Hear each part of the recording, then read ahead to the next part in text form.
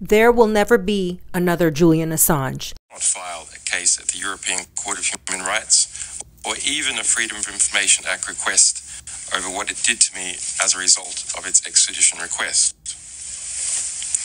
I want to be totally clear. I am not free today because the system worked. I am free today after years of incarceration because I pled guilty to journalism.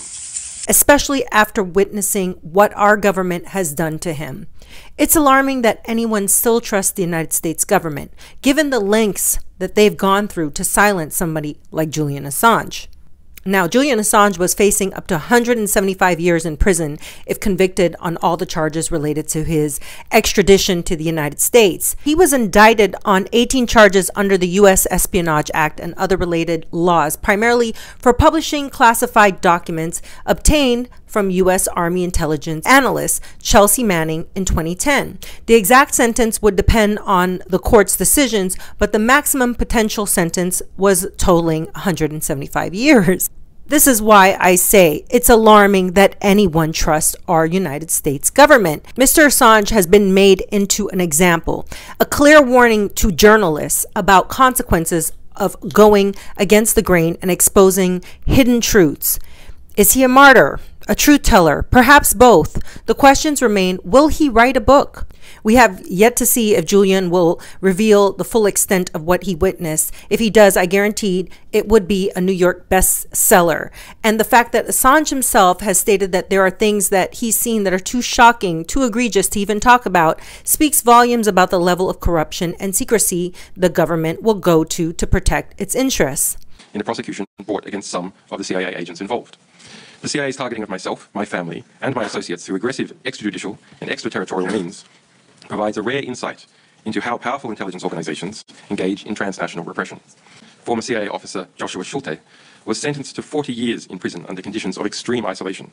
His windows are blacked out, and a white noise machine plays 24 hours a day over his door so that he cannot even shout through it. These conditions are more severe than those found in Guantanamo Bay.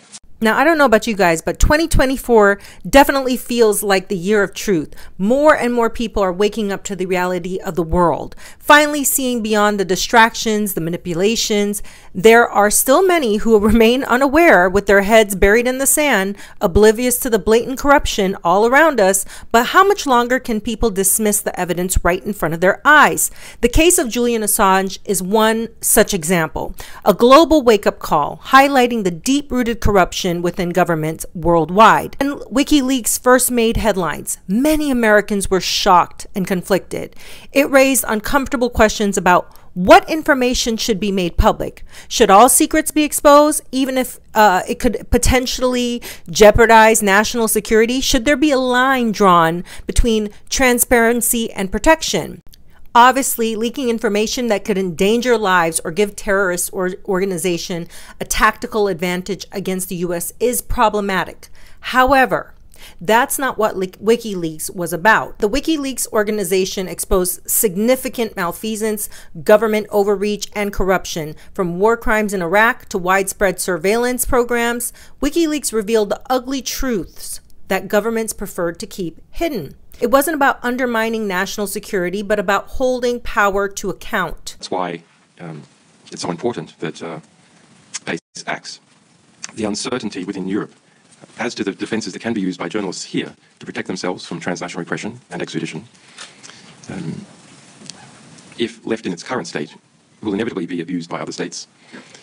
So norm-setting institutions like PACE must move to make the situation clear that what happened to me cannot happen again. As we face a new era of revelations, we must ask ourselves, what kind of world do we want to live in? A world where truth is punished, or one where it is brought to light? No matter how uncomfortable, the future depends on how we answer that question. Have a great day. Think for yourself.